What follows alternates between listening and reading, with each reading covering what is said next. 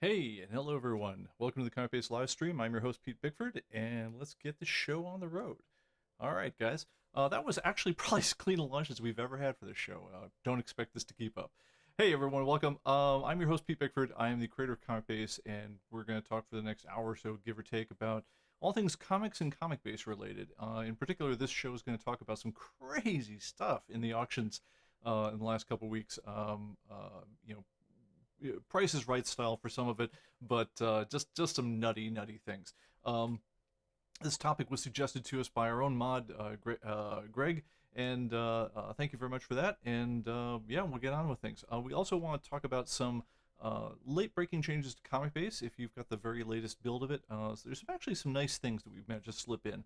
And then also, please, the most important thing is your questions. If you would, please preface them with @ComicBase TV. That way, in the audio, things come along. I'm getting a question about audio from one person, but everyone says audio is good, so I'm going to keep rolling with it. Levels look good to me. Maybe a little low on the mic. Let's try this a little bit better. Hopefully. Okay, let's give that a go. All right, so yeah, so first thing is there's a new build of ComicBase out there. If you have the interim, the check interim build set under your preferences, you'll see it. Or if you just want to go and download it from the registrations at comicbase.com, you'll see this one. The current build is 22.0.1.1622. I'm just going to call these things build 1622 from here. But there's a couple of neat things. We slipped this one in, before the last stream. But if you haven't gotten it lately, there's a brand new installer that comes with it. We changed up the way that Crystal Reports, the report engine that works with ComicBase, installs with the program to work around a lot of compatibility issues that they'd had with their installer, and it seems like it's working pretty darn well. So if you have any kind of trouble printing, do try the new installer. You might want to uninstall previous versions of ComicBase and Crystal Reports if you have them first. But the new installer so far has got a pretty good, it seems like it's working things out for folks. So I'm guardedly optimistic about that. Also, we've managed to massively improve the speed of the program's launch when you're looking at longer titles. So, for instance, if the last title you've been looking at the program was Detective Comics or Action Comics or Commando or the British Medical Journal or what have you, with these things with 5,000-10,000 issues in it, it comes up much faster than it did before. It used to take over a minute to get going. Now it can get going in just a couple of seconds. So that's worth doing. Other things that have happened just in the last week, we fixed a problem printing custom reports. If the custom report you were printing was so long it had to be split into separate sub-reports, we found a kind of subtle little issue with that, and so that's working now. So where this comes up is, so there was a person who had a very long want list, and it was such a long report that it couldn't comfortably be handled with a single HTML file. So the way we do that is, when we see that these reports are getting just crazy long so that your web browser or your phone can't easily handle them, is we'll split them into 27 separate reports, for each of the letters of the alphabet, and we'll link them together by the little nav bar at the top. So it looks like it's one big report, but it's really an illusion, because the B's are a sub-report of the A's, of the main report, the A's, the B's, the C's, D's, and so forth.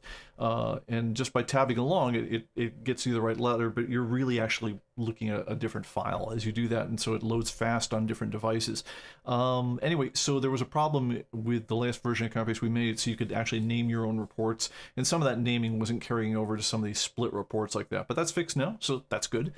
Other things that are happening. We fixed a kind of a hard to pin down bug. If you had added by inventory, and you'd gone and selected multiple issues at once, and then you decide, I don't really want that, I'm going to delete them all at once. We're not 100% certain of the exact sequence of things you need to do. in. It was certainly happening to the one customer, but it would throw an error if you were deleting multiple lines out of that screen by once. It's a weird thing to do, and it's definitely, there's something more to the story, but we did manage to get rid of that one, which is good. And then probably more importantly, at least to some folks, is when you add by inventory, and you were adding an issue that wasn't in near mint condition. So let's say I'd beeped a bunch of codes in for a title that had never been in my collection before, and I marked them as being in very fine as opposed to near mint. It wasn't immediately updating the title as being in stock. So when you're looking at your titles in stock, it wouldn't immediately pop into that. Now, that would get updated various other places in the program, so it would eventually get, settled. But now it does it properly and automatically. So, worth doing. So if you don't have it yet and you want to give it a shot, go ahead and download Build 1622 and, enjoy the new stuff. Hope you dig it. Let's say hi to the folks in the chat here. Fred, first in, aloha as well. And yes, we'll be talking about the action comic, the all-important difference between Action Comics #1 and Action Comics' #1. Hey, Oro, cloudy and 34 degrees. Sounds terrible. Snow for you. You're out in Minneapolis, I understand. Yeah, many cold years of my life there, and it doesn't really necessarily get... I remember snow in May. When I was out there sometimes, so but you never know, it could be 90 degrees 2 weeks later. All right, so let's see here. Yes, he says next time we'll see the tiny individual shredder chips and from strings from Banksy's shredder paintings slabbed and sold. Don't doubt it. I think that's completely realistic. If you guys don't know the story, there's a famous kind of graffiti urban artist. He's anonymous. No one officially knows what he looks like, but he is a big street artist in New York, and he had done a picture of a girl with a balloon. It was symbolizing something. Anyway, and it sold for some stupid amount of money at auction. I want to say, at least 6, maybe even 7 figures. And what he had done when he sold it is he somehow rigged it so that right after the gavel had closed on the whole thing and the guy had bought it, it had somehow a shredder built into the frame of the painting itself, and immediately after it was gavelled out as sold, it shredded itself. I assume they voided the sale, but it was an interesting statement. I in its own kind of way, I do kind of enjoy that one. At least it makes you think. In much the same way, if you guys remember, a British band called the KLF made waves at one point because they took £1 million in pound notes and just lit them on fire, which we've all done with some things in our lives, but never quite so flamboyantly. So that's, what the heck. If you're going to make a countercultural statement, that's not a bad way to go. All right, hey, Xanadu from Wet and Wild, Seattle. Greg, this is your show, man. It's welcome to the Price is Right live stream, absolutely. Laura asks, how was Florida? Florida was actually, it was really good and just a little short for my taste. It was, I got away, like everything else on vacation, you spend half the day getting down there, half a day getting back, but I had a couple of nice days. Actually got to the beach, got to soak in some sun, really just enjoy the place for once. But we were looking forward to, it was just a couple of just crystal blue sky, perfect weather. We were out there, and as we're driving back from the beach, on I think Thursday, we got a note on the radio. It says the schools are closing tomorrow because they're expecting hurricanes and tornadoes to blow through. And I'm thinking, what does it take to scare Floridians enough to close schools? And so I did a quick check with the neighbors. I'm like, oh yes, kids are all staying in school. We're all afraid that school bus will be caught in a tornado. It'll be terrible. And I'm thinking, all right, I got a choice here. Either I drink my last beer of the day and I hop in a car and I drive home to Tennessee, or I wait till the rain hits at 6 a.m. tomorrow when it was supposed to drive in, go through hellish times and drive through 8 hours of muck all through Alabama the next day. And I thought, you know what, let's pack it up, go home. Everyone, let's pack down, just bug out and get out of Dodge. So we did that, arrived home a little after midnight. I looked back at at my garage camera the next day, remoted in from the place, and I said, well, what did we miss exactly? Beautiful sunny day, neighbors bringing in the garbage can for them. It's like if they'd gotten a little rain, that was it. But it was like I bugged out of the last day of vacation for nothing. But you never can tell. Anyway, thank you for asking. All right, so let's see other interesting things. Hey, Jet City, nice to see you. Thomas B, great to see you as well. Ed, nice to have you show up, and Walt. Wow, we got a good crowd. All right, so let's see what we got going on here. New build means nothing. What's the number? Yes, so 21.0.1.1622.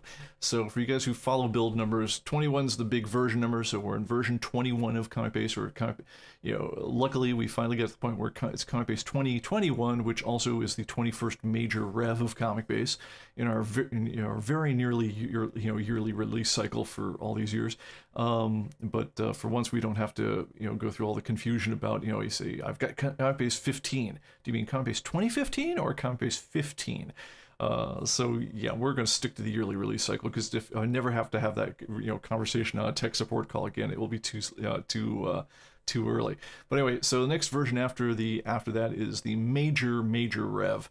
So 22.0. So if we do something that just is fundamentally different with the program, so we've done a handful of times where there's been like a 19.1 or a 19.2, where you just basically change everything, but for some reason or another you don't declare it to be a major project version, then that's where that comes in. Typically, second digit will always be a 0. 0.1 is that's our first quarter release. We typically do these things once a quarter, that we have the forced releases. We kind of roll up all the little things, and then the last set of digits, 1622, that's called the build number. What that is every single time we change anything at all in the program, that number goes up by 1, and we don't inflict those on you all the time. We only inflict new versions on you when we change the next version up. So when it goes to 21.0.2 or 21.0.3, those will become forced version updates, so that when you say check for updates, it'll say, hey, there's a new program update, you got to download that first. But that only happens a couple times a year. If you want to see every single little thing we're doing, then pay attention to the build numbers. And you can see this at the top of the comicbase.com website as well. There's a little box in the upper right hand corner which has the current build number, and if you click on it, you'll also see all the release notes of everything new that we've been doing. All right, let's see here. Walt says, occasionally after entering a bunch of titles, if I add by barcode, it doesn't display the added titles even though the option is set. There it is, I can look them up. Hey, I cannot say I have seen that. The one thing I would say, Walt, watch out for is the lists in ComicBase can't mix different types of media. So if you, we've got the ability in when you're adding, because when you add by barcode, we have a very small amount of information shown on the screen. It's just the title, the item number, the condition, the cost, and the price. What we're doing though is, because when you consider things like books versus comics versus magazines, there are all sorts of fields that are not in common between them. ISSN numbers versus ISBN numbers, for instance, or there are creator fields that comic books have that say books don't, such as cover inkers. So it's not possible for us in the program to mix and match what types, different types of information within a single grid. So we can't show that. So when you are adding by barcode, we allow you to add to that small list, because those are things that are common between all the types. You can beep in any number of things. You can grab a couple of books, a couple of comics, a couple of magazines, and beep them all in, and it'll show things afterwards. But it'll only show the things afterwards that match the top item in your list. So if that is something that comes up for you, watch out a little bit for that, because that is a gating factor.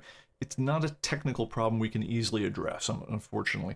But there is a little wrinkle called a limit of the program, is that if I scan in one book and then 15 comic books, it's only going to show the one book when you say display selected items, because it has to pick one, and it's going with the one at the very top of the list. So my guess is that's what you're facing on that. All right, let's see here. Oh yes, Greg reminds everyone it's collaborating time for this CB Livestream like button. Please guys, do hit that like and subscribe button right at the top of the chat. It really does help us out. If hit subscribe if you like hearing about things like this, and we'll try to give you more of them.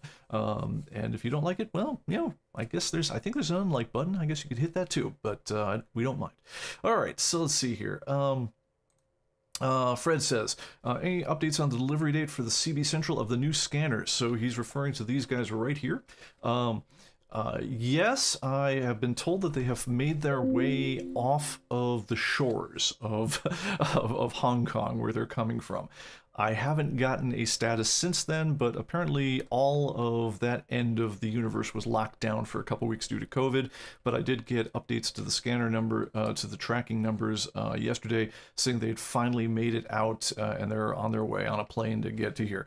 Then from that point, it's usually just a day to get over to America, where they will then rot in a customs warehouse. Well, you know, I don't know, a series of, you know, dark trolls and orcs will figure out, you know, possibly wizards and necromancers will come up with some kind of formula for the amount that they will want to charge us for customs, as well as inventing strange and new forms that have never been asked for before, which they will demand before allowing the scanners into the country. It seems like something that just randomly happens. We work with an import-export expediter, but expediter just means that we hear from them on a weekly basis as opposed to waiting months to hear from them. So it'll be a little bit yet. If everything goes right, it'll be just a couple of days. If everything goes as wrong as it's ever gone, could be longer. So I'll let you know when they're physically in our offices, and then we will make as much noise as we possibly can about them. But I'm looking forward to it, because we went through a really, really long qualification process on the new scanners to get a new vendor on those. And honestly, the wireless scanner I've been using on my desk here for a couple weeks is just slick as anything. Honestly, it's just, I get through my books in just a tiny amount of time, and it's really, really nice. All right, so let's see here. Let me see. What else we got going on? I think, okay. And then some talks about the Action Comicsy things. And I think, Walt, you might have posted the same question about a dozen times, but we'll take it from there. Okay, I'm trying to think else we've got going on. All right, so yes, definitely, folks, if you want to, if you're talking amongst yourselves, don't worry, it just takes me a while to read through that. But if you highlight anything that you want me to approach, I will hit it with @ComicBase TV, and we'll take it from there. All right, let's get to it. So let me flip over. Actually, I think I've got these all set through the media player. I think that will work if we flip over to that. So let's go to that. Let's give myself a key so I can see you guys when we're talking here, and let's talk a little bit of comic stuff here.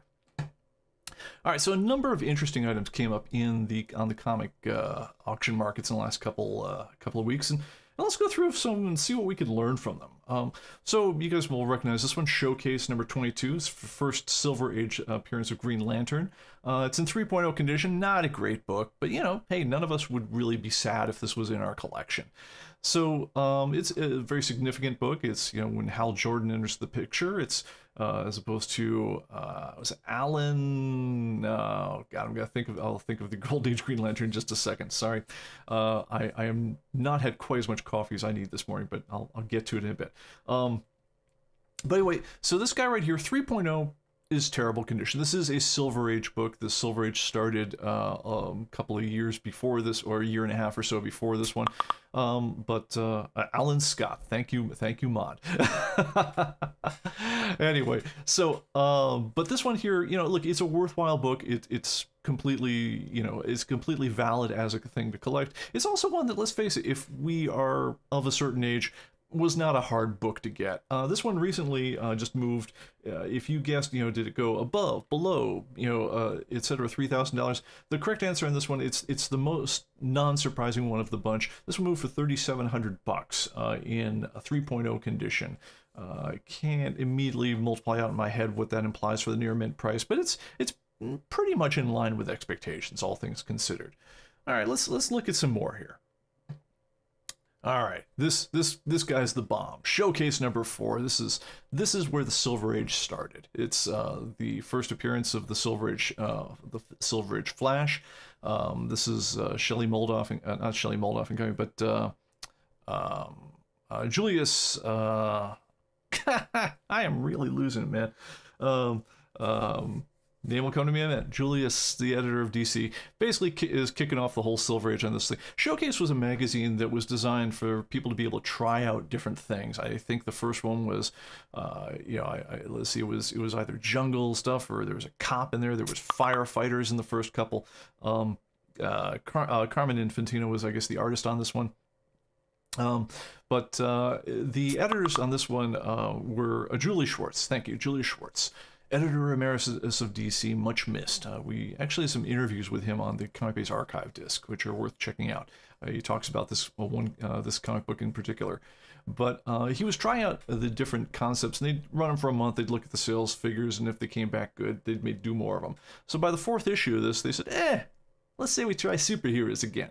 Because superheroes really weren't a thing for DC at that point. But they tried the Flash again. It's kind of a new version of the Golden Age Flash, a little slicker outfit and so forth. And sales figures came back well, and superheroes more or less came back to the DC universe as a result of that one. So that was, I want to say, 1961. All right, so this particular copy, so very, very significant comic book, right? But this is from the 60s. It's not from the 40s. It's not, it is not the hardest thing on the planet to get. But, people have recognized how important it is. This thing, on the other hand, is a terrible, terrible copy. This is 0.5 degrees. It's covered in tape. It's shredded on the inside. I mean, this is as bad as a comic book can be. And there's a special feature on this one. You'll notice, let me see if I can zoom in on, well, actually I can't zoom on, it's on the media player. But there's tape all along the left-hand side on the spine. And the thing that was taped to the back of it is not the cover to showcase number 4. I don't know what it was, but it was the wrong cover. Backside was taped to this thing. So this thing is a Frankenstein monstrosity of a comic book in 0.5 condition. It's not even poor. So this guy just went for $7,800. So this is one of those ones that when you multiply it out by, he says October 1956. Oh, that's a little earlier than I thought. Sorry, I keep on having Marvel's Silver Age, conflated in my head on this thing. Apologize, I was more of a Marvel guy. But anyway, so $7,800. If you multiply out what the equivalent would be for a near mint copy of this one, it implies just an astronomical value, which is one of the reasons why you really shouldn't take too much for these extreme grades when they sell for a lot of money. We don't take them entirely literally when we're pricing out things in ComicBase. Otherwise, suddenly showcase number 4 would be $1.5 million, comic book or something. But it is an extremely good price for an extremely bad comic, and honestly, it's not even the whole comic. All right, let's look at some more here. Now, the next one. This comic is so famous. I don't know. Do I even need to show you the picture of it? Detective 27, right? First appearance of the Batman. We all know this cover, right? It's absolutely famous, and that one came up for auction. People were very, very excited to see this one. Well, okay, let's go ahead and see the slide. Oh, no, I'm sorry. Before we get to that one, we first have to talk about Detective 140. Pause that part on Detective 27 for a moment. Detective 140. This is a beautiful copy. I mean, just look at that cover. It is in stunning condition. I mean, the cover is so vivid, so perfect. The edges are pristine. I mean, this thing clearly will go for a small fortune. There is one small problem with it, though. The thing you're actually buying here is, and I think NG means no grade, that's actually a color photocopy of probably some digital art from an archives or something, which someone took and wrapped around what they claim is the insides of a Detective Comics number 140. This was the first appearance of the Riddler. It would be an amazing comic to have. In this grade, it would be even more amazing. What you have right here, on the other hand, is a photocopy of the cover of it wrapped around some old stuff that you will never be able to see because it's inside of a CGC comic, or a CGC sealer. So what would you pay for something like this? And the answer in this particular case was $1,500 for, I don't know what this is. I mean, I don't know what you call it, wall art? But it's the sense that somewhere in the middle of it is something that's real. But if you just want to download the cover of that thing, print it out, and stick it on your wall, you'd be in about the same position, and you might save yourself a few bucks. I don't remember the name of the book at the moment, but there was a while back. There was a kind of a mystery thriller novel written in the world of comic books. And the conceit of the whole thing was the guy was going to, he was a con man, and he was running a scam involving comic capsules, which was a brand new invention. This was written in the early, I want to say the early 90s, before CGC was just starting to be a thing. The idea was that you would take these impermeable sealers that, they would resist all the elements and rain and weather, and you would seal your comic books permanently in them, and they'll be forever protected and forever wonderful and beautiful. The problem, of course, is that you never really knew, other than what you could see through the capsule cover, what really was in them, leaving open the possibility that, I don't know, someone would photocopy a Detective 140, wrap it around an old copy of Archie, call it a pristine copy of Detective Comics number 140, and sell it to you. Now, thankfully, we have CGC, who at least tells us that that was a color photocopy, but yeah, that's the conceit of the novel turned into a real thing in real life, so that's a thing. All right, let me do a quick check of the chat before I move on. 3.0, okay. All right, Thomas's question about the ComicBase screensaver, we'll hit that one at the end. Remind me if I get confused and move on. All right, let's see here. Okay, and so let's move on. So we talked about Detective 27. Like I say, one of the most famous comic books on the planet. And I barely need to introduce it. It's first appearance of the Batman. It's if you're a Batman collector, it's the one that that we all wish we had, even more than Batman #1. Batman #1, the first appearance of Joker, but Detective 127 is where Detective 27 is where the whole thing started. Well, let's go ahead and bring up that cover after all. Yeah. So what came up for auction the other day? It was a cover to Detective 27. It's not the comic, it's just the cover. Matter of fact, it's the back cover. As a matter of fact, it's a really shredded version of the back cover with about a quarter of it missing. So they were able, the fine folks at CGC were able to authenticate that, yep, that's a back cover from Detective 27 that must have been stuck in a garage or a dusty basement and destroyed by water and stuck to 15 other things and ripped apart and whatever the heck went to this thing. So, but hey, it's your chance to own a piece of Detective 27, so what would you pay? Well, I forget number how many bids were on this one, but the answer was $2,665 for that. I got nothing. What can you say? But anyway, the one that takes the cake on this particular bid here, and then we'll get into some other auction results that just I think are interesting for other reasons. But in terms of just how weird can you get in terms of the comic market, I'd say the one that takes the cake on this one, if you haven't heard of it before, is this piece right here. This is Action Comics #1. Now, you might have heard the joke about how spelling is important. As they say, a man once spent a whole night in a warehouse because he couldn't spell. Anyway, and this one, punctuation is very important. This is Action Comics #1. Specifically, it's the words number, or NO, and 1 is about, I don't know, half an inch wide, 3/16 of an inch tall, something like that. Someone had scissored out or razored out of a copy of what apparently was the cover of an Action Comics #1 of some sort, and they sold it. Just literally the #1. I mean, I guess you could tell your friends, I have Action Comics #1, or Action Comics #1. And this was a real thing. I do like, by the way, how CGC clearly had to devise a custom sealer. You can see the lines on the sealer itself, where I don't know if they had to get out the X-Acto knife and glue some little pieces of plastic in to make it so the #1 was perfectly immobilized right in the center of the frame for posterity. But yes, this is a real thing. I think it had 27 bidders, and at the end it sold for $7,100, over $7,000 for a snip of paper. Awesome. I mean, what can you say? Anyway, so let me move on to a few other things that are kind of interesting that have come up recently. Those last ones, I think, largely from Comic Connect, one of the high-end market sites.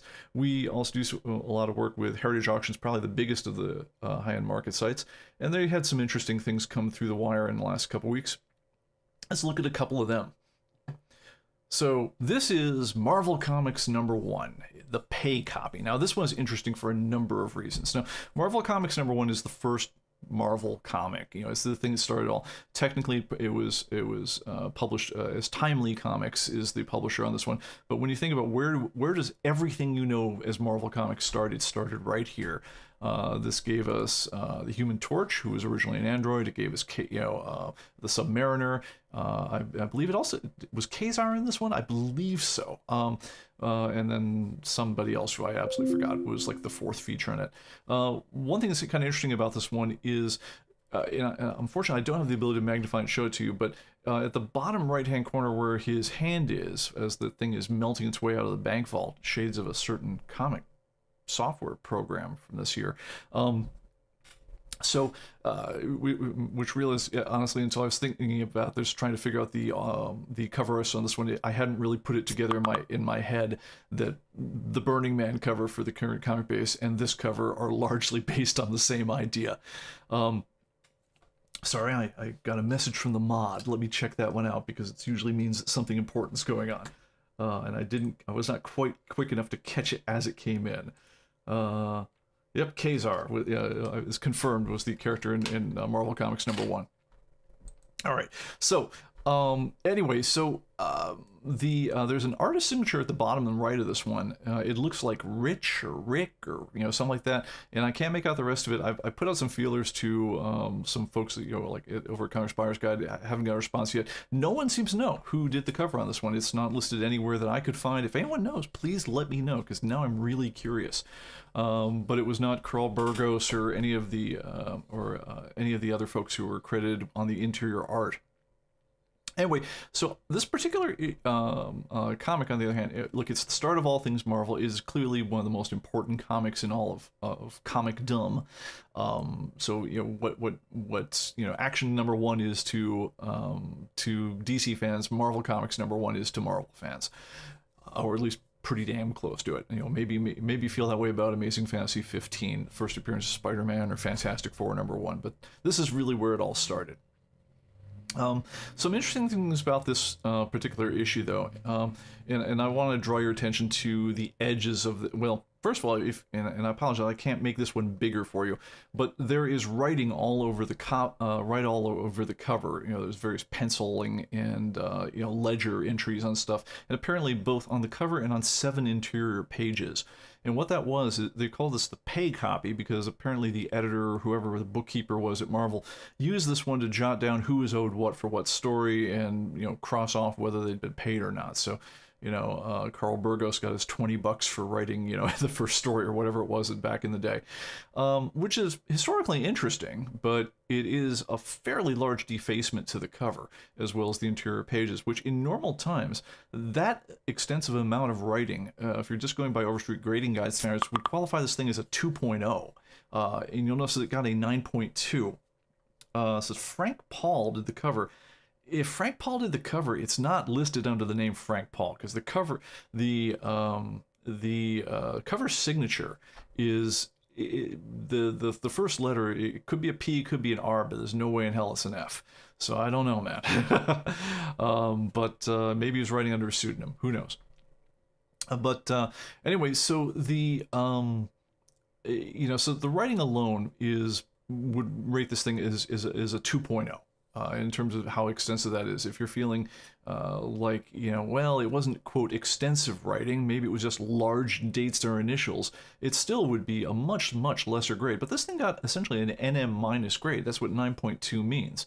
Which another thing about it is, if you guys have a look at the cover, you'll notice there is a lot of discoloration and shipping along the edges of the comic. I mean, there's visible parts where they're white on the black background. And that also alone would knock this down into fine territory. So I don't know what CGC was thinking. This is kind of one of the things that drives me nuts about CGC is that they are kind of grading by exception on this one. It's one thing to say, look, there's a lot of writing on the cover, but we think it's important writing. And so we're going to give it the grade, but we still think it's worth money because it's interesting historically. That's playing fair.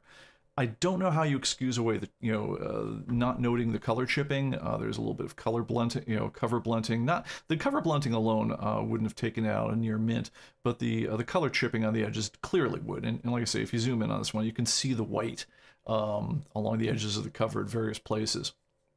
I mean, if you're generous, it's a very fine. And just call it what it is. It is one of the nicest copies of Marvel Comics out there, and it's maybe even a very significant and unique copy of Marvel Comics. But one thing it isn't is a 9.2, and so yeah, I have a lot of misgivings with CGC. I'd say this one, is not showing them in a good light in terms of playing fair with the grading, and it also makes me wonder about something, which is the cross incentives that CGC has, where when you grade books of this value, typically they don't just charge you for grading it, they charge you grading plus a percentage of the book's value. And the difference between saying this thing is very fine and saying this thing is 9.2 could be millions of bucks, which means their portion of it could be tens or hundreds of thousands of dollars. So they've got a really strong financial incentive to boost the grade on things like this. And I think on this one, it's evident to anyone playing fair looking at it that they overgraded it significantly. All right, well, with all that said, what do we think the pay copy of Marvel Comics #2 went for? The answer is $2.427 million. This is a near mint copy last year of Marvel Comics #1 was expected to fetch, I think, 1.2 million. That went up to 1.5 million this year. It's had a stratospheric rise. It was $250,000 a couple 3 years ago. We're now talking about a $2.4 million for an interesting, but I'm going to say a very controversial copy of Marvel Comics. But I wish I could say this is unique to Golden Age valuations. So, I mean, what this implies about the near mint, again, I think there's enough caveats on the play on this one that I think we have to be very careful about extrapolating what an unpay copy, unwritten on version would be worth. I think it's fair to say that a near mint copy, if one just landed on my desk and I were selling it at auction, I think I'd be feeling optimistic about getting $2.5–3 million for it. I think that strikes me as very achievable at auction. But even that is a doubling of the gavel price from even earlier in the year. So yeah, just stunning movements in Golden Age comics. We got a tech call earlier this week from somebody who had been putting in a collection of, sounds like, very nice Silver Age comic books, amongst other things of Spider-Man #1 and various other things like that, and he was updating his ComicBase for the first time in a couple of years, and he said, well, is something wrong? Did the program blow up or something? Because it says here I'm really very wealthy. And I said, well, no, we checked a bunch of things, but all of them sounded pretty much on par. There's been so much. I mean, it's absolutely stunning in, I don't know if you'd call it appreciation or inflation in the comic market of the high-end items in particular. Yes, if you were holding key Golden Age or key Silver Age books in particular, good God, especially if they're in great condition, yeah, you made a lot of money in the last couple of years. So yeah, that was a real thing. All right, let me do a quick check of the chat before we move on.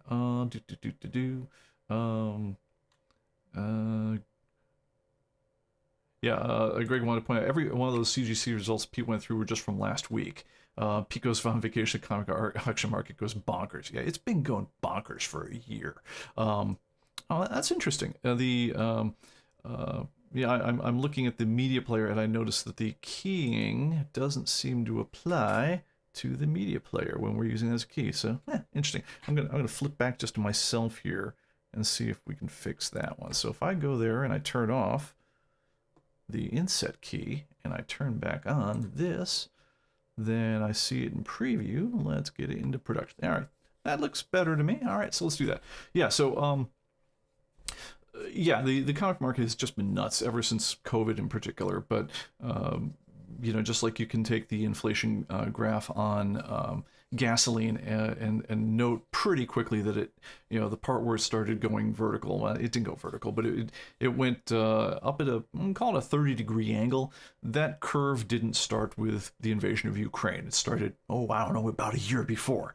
But the curve of the comic market, I'm going to say that 2 years ago, $30 million would have bought one each in near mint of every single comic book that ComicBase listed.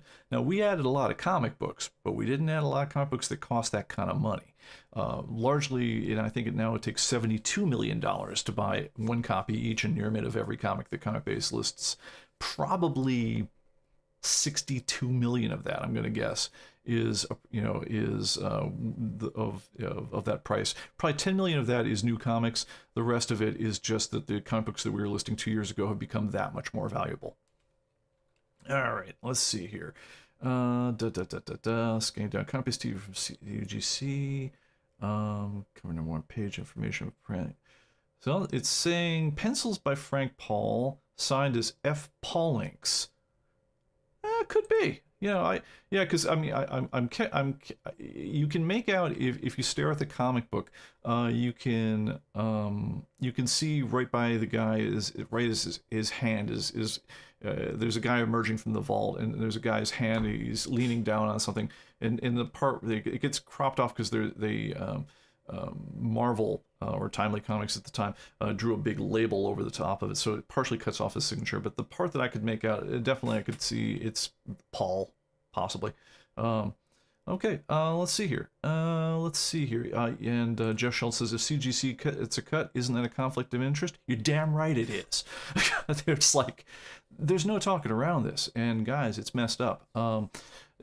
We had a show early on in the live streams where we talked to a comic restorer, people who do comic pressing, and the person I talked to was very much of the opinion that, oh yeah, when you're working with really expensive things, it's right that the guy who does a certain amount of piecework for you gets a piece of your actual auction sale. And I'm like, how?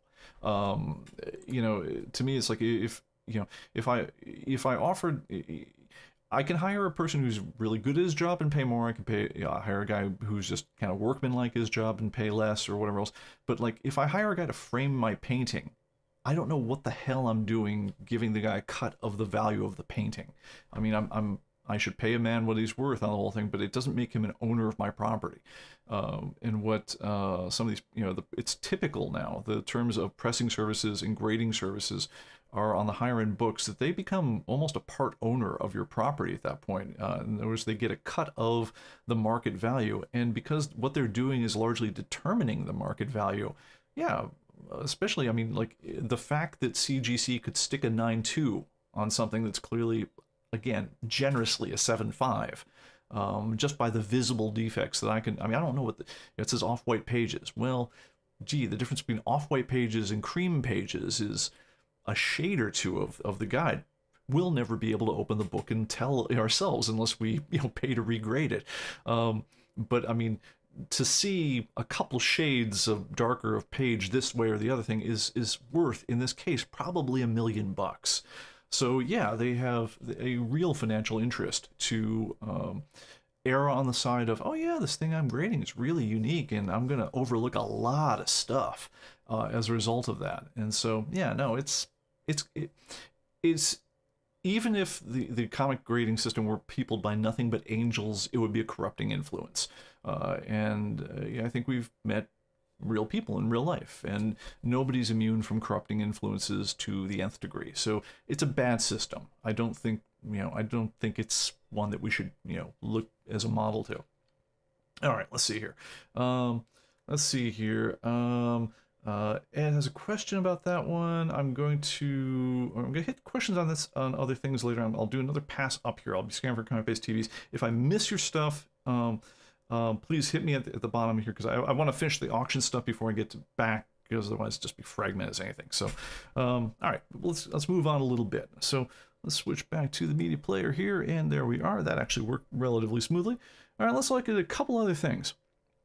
Now, as I said about this one here, I think the sale of this one, as well as a lower grade Marvel Comics that came up later in the year, it was I think the numbers are so strong, even though these ones can be seen as outliers, that I think it legitimately calls into question the $1.5 million valuation, which again was a stunning increase, from the last 2 years. It was, what does that make it? A times 8 increase in, for 3 years, because it came up from, or times 7 in increase. It came up from, I want to say about $265,000 3 years ago. But even then, I think it tells me that it's undervalued by almost half in the guide right now. And so we will probably be making a manual adjustment on this one, all things considered. Now, again, the more unique the situation, the more unique the copy, and honestly, the further out from near mint the sale is, the less you should pay attention to our guide. But what we're trying to give is a sense of what you could reasonably expect to sell this thing for. And I think based on what we're seeing with these extraordinary copies, is that a near mint copy would probably gavel in around, I'd feel optimistic about getting 3 mil for it, and I wouldn't be super surprised if it went higher. I'd be very surprised if it went as low as 1 mil 5, and that's where it's currently at. So we'll be making an adjustment on that. All right, on other things that we'll be making adjustments on, because we've just seen too much weight of action on these ones. I want to call your attention to 3 really very uninteresting comic books. I mean, there's nothing significant historically about any of these comic books. They are the sort of thing, again, back in the 90s, any decent comic show, you'd find a guy with a whole bunch of these who would happily sell them to you for 20 to 30 bucks each, because nobody wanted them. These are all like Atlas, romances, and romance and teen comic books from the 50s were, nobody cared. I mean, we all cared about superheroes and the things that formed what we think is comic history. These things were like Archies. They were disposable. I think the story we've seen from auctions in the last 2-3 years is these are anything but right now. These things are seeing recognition, at least at the auction gallery level, that it really puts them in a completely different frame than we've seen before. So this one right here is Secret Story Romances number 11, CGC 6.5, decent copy. Sold for $288, which implies a near mint equivalent of, if I just happen to have a near mint unslabbed copy, I'd expect to get around $720 for it, just multiplying out the standard percentages that we've computed as averages. Currently in the guide at ComicBase, it's 93 bucks. So this is a pretty good miss. So I don't know that, you'd really get 720 bucks for a near mint copy of it, but I think it's a pretty good bet that you'd get a lot more than 93, and so you'll see that one coming up. Let's look at some ones that, and that one was the one that we got somewhere near the ballpark on. Exotic Romances, number 31. I can't make out, I'm trying to make out the publisher name at the top of this one. It's not a Fox one, but it's brand, brand X, romance stuff. This would not be anyone's, favoritist comic line. It's not uniquely, prized amongst collectors. Nobody famous worked on the art. Nobody famous worked on anything about it. It went nowhere. It meant nothing. It was mostly just a forgotten comic book from I believe the 50s. This one ran CGC 4.5 for 504 bucks they got for this one. But this implies, when you run the numbers, that a near mint copy, if somehow your sister had collected these, back in the day, and had put them very carefully into a shoebox and preserved them in a climate-controlled condition all this time, and you could suddenly get a fresh newsstand-like copy of this one, it would imply that thing would go for about 2,100 bucks, which is absolutely stunning. The mod points out that it was published by Quality. I should have been able to spot that logo, but my eyes are not quite that good. But anyway, this one would have, priced out a theoretical near mint copy if you just happen to have one, priced out for about 2,100 bucks.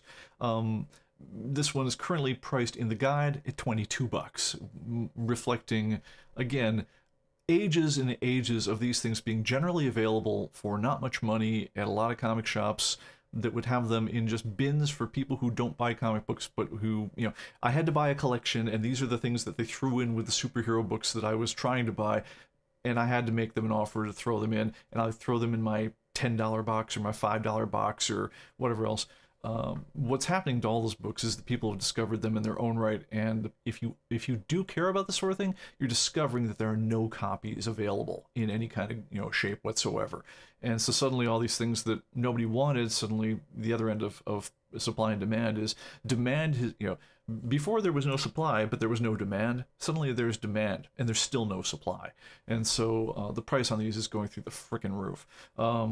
So anyway, yeah, like that one, we're seeing a line-wide rethink on the pricing on these ones. Just there's been so much auction activity on these ones that there is going to be very significant adjustments in ComicBase pricing along this and similar titles in the near future.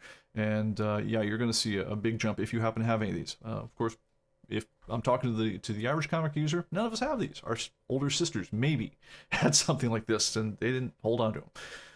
And then the last one I want to look at is My Own Romance. I want to say this from the logo, looks like it might be quality as well.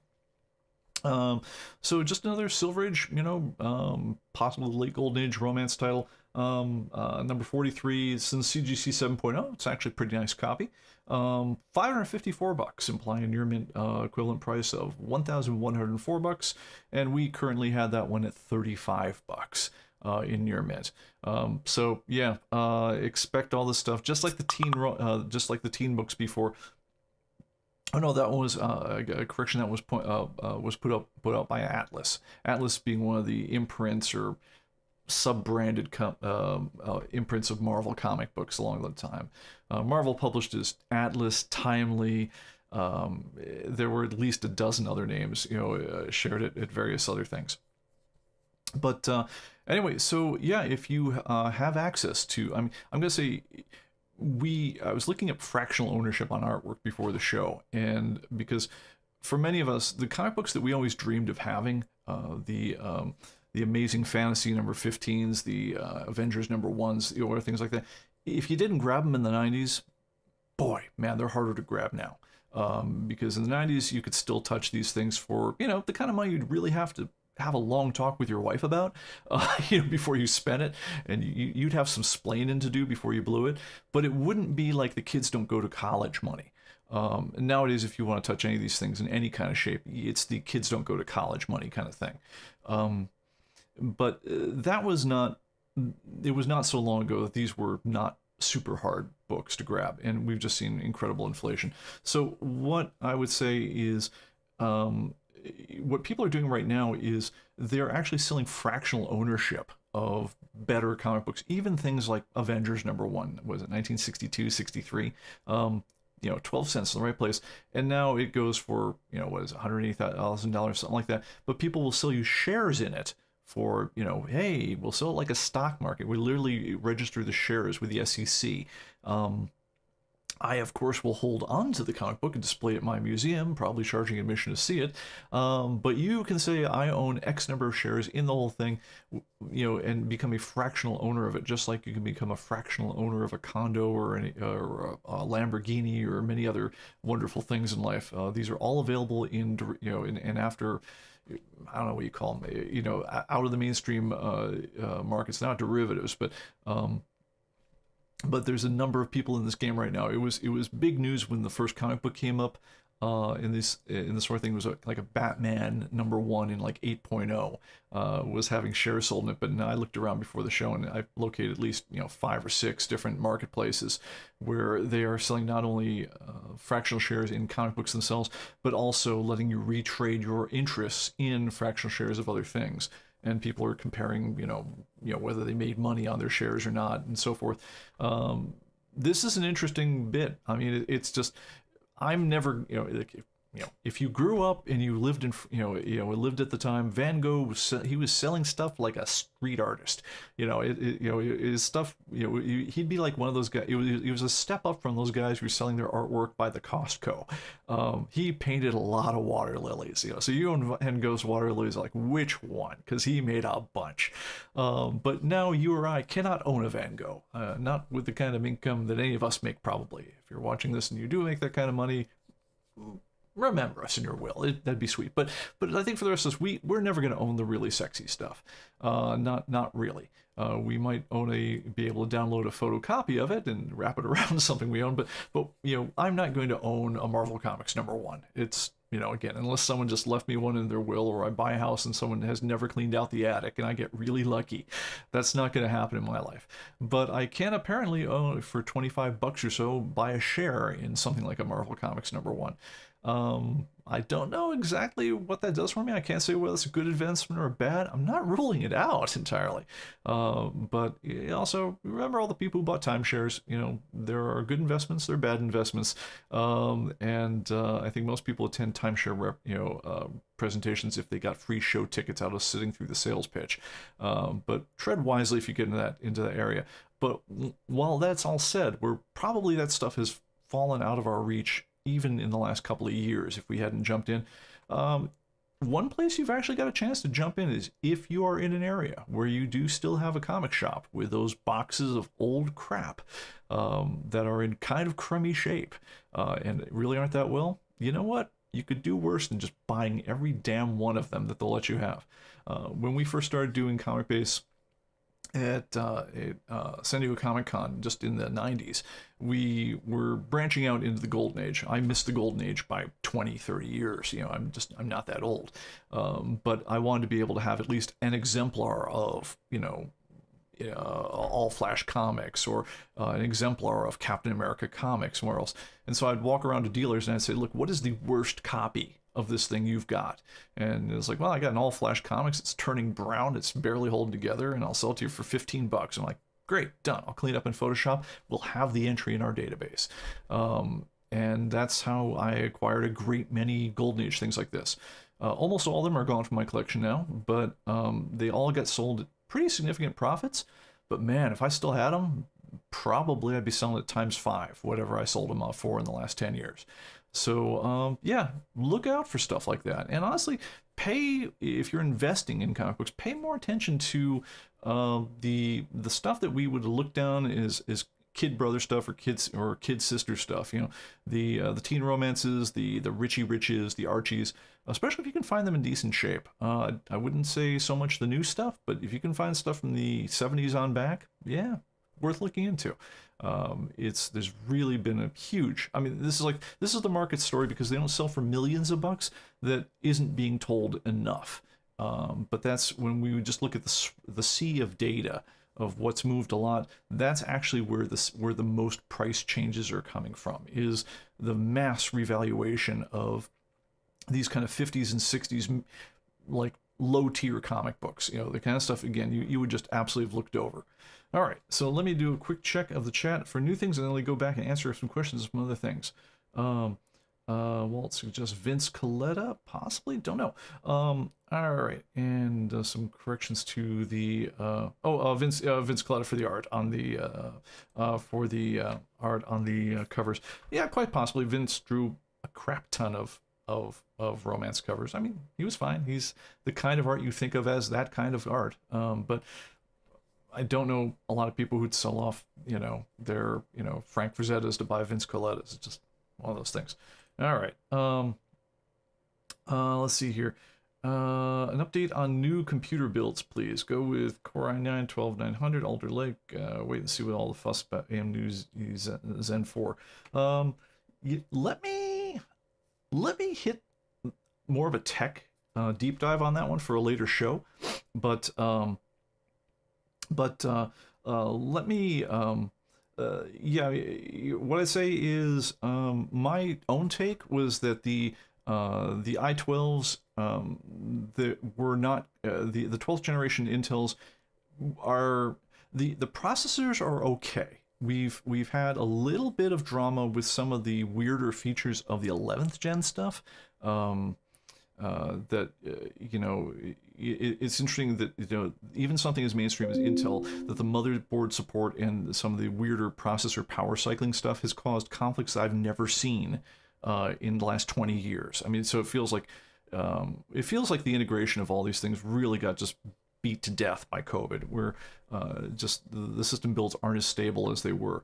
My sense, on my own computer, I'm avoiding doing the 12th generation in Intel right now, because even though the processor seems like it's looking okay, the memory is okay, a lot of the other things that would make it all kind of sing, working together, kind of aren't there yet. You know, was it DDR5 memory is really, really expensive compared to DDR4. I mean, just crazy. It's like double. The graphic card situation is still a mess. They're coming down a little bit on the low tier, but what's the point of building a high-end machine if you can't get high-end, you know, graphic performance and so forth? So I guess if I were building a brand new machine right now and I was going to do it based on Intel, I'd probably stay 11th gen. And ask me about C states if you get weird crashes, because man, I had to learn some hard lessons there. As far as the new AMDs, the new Zen 4 I'm hearing amazing things about in the tech magazines. I don't know enough about them personally. I've largely been an Intel guy, but it is the sort of thing that's making me wonder if I should be switching. But the early tech stuff I'm hearing on it is very promising. So it's interesting because once upon a time back in the 90s, AMD was practically out of the game. And now it feels like they've, you know, with the new Threadripper stuff, they've really come back hard. But we'll do a deep dive on that another time. Let's go here. Let's see here. This is People's low-key leaking the next feature in CB23. The fourth media type will be fine art. Yeah, it's funny. I got a tech call, a question from a guy says, "Yeah, do you have a program that just shows covers?" And I'm like, or that, you know, that lists covers. And I'm like, can you help me out a little more context? I'm not sure where you're going with this exactly. I mean, do you mean you have programs that have covers? I mean, I need a little more information. I don't think I ever, you know, if it might have gone to someone else on our staff, you know, for the follow-up, because I never heard a follow-up. But you know, honestly, seeing what these auction results, I'm actually wondering if there's someone who's interested in just tracking literally the value of covers. I mean, because, you know, we've talked about 3 of them now. You know, what are little bits of a shredded action #1 cover worth? So it might have been that he was thinking about that. Greg wants to remind everyone that there's a dedicated thread on the CB pages. And Vince Collette of Blasphemy. All right. Well, all right. You're a fan. I get it, man. That's cool. All right, let's go back. I had some questions here from Ed. There was one about the screensaver, and there was another one I wanted to hit. Let me see here. Oh my goodness. Excuse me as I scroll. Okay, so we delivered it about the scanners. We have a question about the grid. Okay, so Thomas says, experiencing a head scratching problem getting this ComicBase screensaver to start. My other screensaver, standard Windows screensavers, we're fine. The ComicBase screensaver will start when I click preview. But it will not start on its own if I leave my screen idle. Any thoughts? Not really. So there's when you hit preview, you know, for the actual architecture of the screensaveriness, is preview is literally just invoking the start action, the timer for you know, for your screen timeout. You're literally doing the same thing when you click that preview button as you are when the timer elapses. So you know, so when the ComicBase screensaver, you know, starts, what you see in preview is what you get when it just starts by timeout. So we're doing the same thing. It's the same code. There's literally nothing different between those two states for us. If somehow your screensaver isn't activating right away, I don't really know. One thing I will say is there's a little bit of a pause when the screensaver first starts up. That's why it shows that animation of the ComicBase logo kind of morphing and sliding around, stuff like that. What it's really doing during those first few seconds is it's loading up its list of images to display. And what it's doing is it's trying to find 10,000 images per screen that match your criteria. Now, if it will display when you hit preview, it will display when you kick it in for real. But one thing that people sometimes have trouble with the screensavers is if you have been switching your picture libraries around or doing something like that, maybe it hasn't seen enough pictures to know where it can find 10,000 pictures to display, at which point it'll give you a message saying, hey, I don't have enough pictures, I'm not going to start. But it'll actually give you a message to that effect. But one thing I would do is, if you've got your pictures installed, worth a shot, if you think of it, is come on over here and, hey, that key worked pretty darn well. I'm a little jazzed about that. Let me get my screen over here in the right place. But go under here under the File menu, go to File Tools, and bring it onto your screen. Go down to Rebuild Lists. Sorry, I'm looking for my pointer. There we are, Rebuild Lists.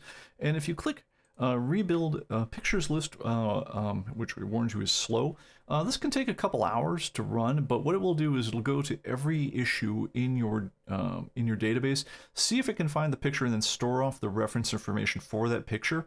It has a modest impact in speeding up ComicBase, but one thing it will do is it'll make sure that ComicBase Screensaver will always have the full list of pictures that, you know, available to grab right away. You know, if you're having any trouble, give that a shot.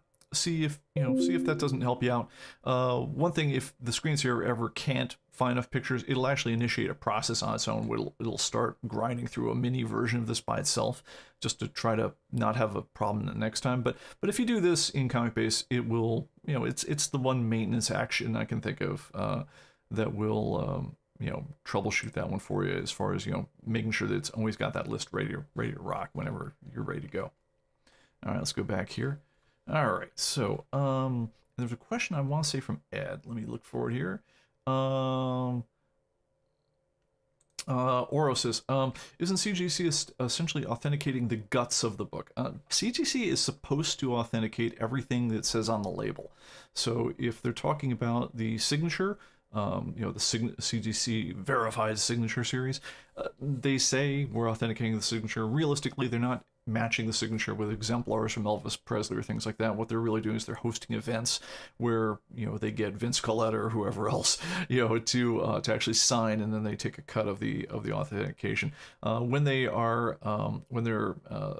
authenticating the book, they're supposed to check that it's not restored in any way. They're supposed to you know, note any restorations they find. They're supposed to check it page by page, page whiteness. I mean, every damn thing about that book. I mean, that's what you're paying the hundreds, if not thousands of dollars for, to get your books, you know, slabbed from them. So yeah, and when you can see the misgradings by looking on the outside of their own sealer, like at one point when I was doing this series on CGC, I was showing a Supergirl #1, you know, the 90s or 2000s series, which had a big rip down the back cover, and I think they gave it a 9.8. You know, it's inside the sealer, you can see the back cover's ripped in half. It's like, you got to be kidding me. And we actually brought that up to the CGC folks. The guy who sold me the book said, look, I brought it up to the CGC guys, and I said, how can you call this 9.8? It is a huge rip down the back. He says, oh, you should feel lucky. There you go, you got a 9.8. And so he was so disgusted he wanted to get rid of it. I said, I'll buy it from you. Gave him $14 for it just because I wanted the story to tell. Because yeah, it's, you know, guys, you get paid for one thing. Be good at it and you'll have a good reputation. And every time you compromise, it's going to hurt your reputation. And so focus on your job, guys. Don't focus on the NFTs. Don't focus on the ancillary, you know, revenue streams. Be really damn good at the thing you alleged that you're doing. But anyway, if you want to see a much longer rant on this one, there was about a 3-part live stream series called What's It Really Worth, where we talk about their signature series and all the different cross incentives in the grading industry. So if you go back to, I want to say the live streams number, you know, 8, 9, 10, and give her, you know, around then, but worth looking for on the channel. All right, let's have a look here. I still think there was another one here from Ed. By the way, CGC Marvel Comics #1. Okay, Ed says, yes. I've yet to use Atomic Avenue. What's the history behind ComicBase and Atomic Avenue? Are they independent companies or related? Do you have to have ComicBase in order to sell on Atomic Avenue, etc.? So the genesis of Atomic Avenue was after some years, you know, a decade or more doing ComicBase, is I was having a dinner with a friend, and we realized that there were some, you know, tens of millions of comic books that have been entered into ComicBase over the years, and they were all priced out because we had the current pricing on them. And we thought, you know, gosh, if we just had a way to give people a button marked sell, that, you know, that we could, you know, put them up for sale at the prices they've already got them listed at, then we could pretty much instantly have more comics for sale than eBay has. We looked at the numbers at the time. It's like, wow, that's kind of cool. So then you I spent about 4 years, learning all sorts of weird web stuff, and worked my way into the initial genesis of Atomic Avenue. So everything you don't like about them, you can blame me for much of it. So that's the genesis of it. That said, when Atomic Avenue came out, one thing we realized pretty quickly is there were some fairly involved issues around banking and who handles money and things like that, and liability, that we didn't want to have them formed under human computing. So human computing was sole proprietorship. So Atomic Avenue started up as an independent corporation. So well, I certainly have a large stake in what Atomic Avenue does. It is its own company. So that's it's one of those things where we definitely play closely together with each other, and I'm typically the technical liaison between the two. My role in particular is anything that data has to come from ComicBase and needs to make a certain trick on Atomic Avenue happen. I'm usually involved with making that trick happen, but I don't run the day-to-days on Atomic Avenue or anything else like that. They do their thing, and I kind of do my thing. And the ComicBase guys manage content. They use our content, and then in return, they feed their data back into us. So they give us a great deal of market data to use, as well as heritage auction galleries. So there's a whole ecosystem, and it's very terribly involved. But I'd say call them sister companies, but they're independent entities and with different management teams and such. All right, let's see here. Let's see. Let's see. Atomic Avenue. Yeah, powered by ComicBase.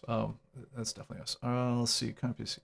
Okay, Ed says, considering comics are now considered investments and go for big bucks, perhaps SEC should look into CGC in order to investigate and eliminate possible conflict of interest. I think SEC gets involved when there are people acting as fiduciaries. My guess is, if you want to talk about what the SEC would be, the Security and Exchange Corporation. So if you actually sold things that you're claiming are financial assets, so you're actually marking them as such, I believe SEC has a role. I think the relevant governing body, if anyone was going to get involved in any stuff, would be the Federal Trade Commission. But honestly, I'm not a big gov guy. I don't really know the ins and outs of that stuff. I doubt it's an SEC kind of situation, because they're not actually selling the asset. They're not marketing that. But they're definitely playing a role in what happens to it as it goes along. All right. Invincible again. All right. So let me check. Let's see here. Anything else we need to do? All right. Walt asked, where's the ComicBase screensaver? Let me quickly show you that, and then I'm gonna probably park it for there, because we are definitely at time. So first of all, you only have the ComicBase screensaver if you have ComicBase Archive Edition. If you don't have the Archive Edition, then it's not on your machine, because the Archive Edition is the one that has all the covers. So what you would do is, if you just go in Windows and just say Screensaver, and say Change Screensaver, and we pop it up here. There's a screensaver called ComicBase Cover Gallery, as well as all the ones that are built into Windows. I guess apparently there's some old dev version of it that I had laying around as well. But pay attention to the one called ComicBase Cover Gallery. The interesting things about this one, if you go into settings, is you can show, say which media you want to show, how fast they cycle through, whether or not you want to, allow immature reader styles to come through or not, and so forth. So you can say, like, keep them out, include them, or hey, nothing but, it's, nothing brightens my day. And then whether or not they go large or not. And then when you let this roll, what it looks like, and let's go ahead and fire this off. So this is the part I talked about, where at the beginning it kind of spins here, and it's basically figuring, for as many screens as you've got running, it's figuring out 10,000 covers that it can show for each one of those screens. So I'm currently, you can only see one of my screens right now, but and you can tell also that I have swapped around a bunch of covers around recently, and I haven't done that rebuild on my pictures lately. But anyway, But yeah, so I've got 3 screens going, and there's different images and a different cycle going on all of them, which actually looks really cool. So, and they'll flip around there. They'll go large for a while. One thing that's kind of neat is if you're wondering what color is that, you can hover the mouse over any of these guys here, and it'll give you a little balloon tip and tell you what that weird cover that just went by is. It's actually a really nice way of just seeing just the wide world of comic books. Yeah, I find it kind of fascinating, but yeah, your mileage may vary, but definitely worth looking at, especially if you have the if you have the archive or the 4K archive. And apparently, yes, I am clearly showing all of media because I also saw it had like .NET Magazine was showing in there as well. All right, well anyway, that's about it for that. I think that will do me for now. All right, guys, it has been fun. And I'm going to see if I remember to clear down the other screens and remove the keys before I go, but because I noticed that for the sign off and if it says aloha, but let's park it there. We'll see you guys next week, and we'll do something else. All right, talk to you there. We'll see you then. Bye bye.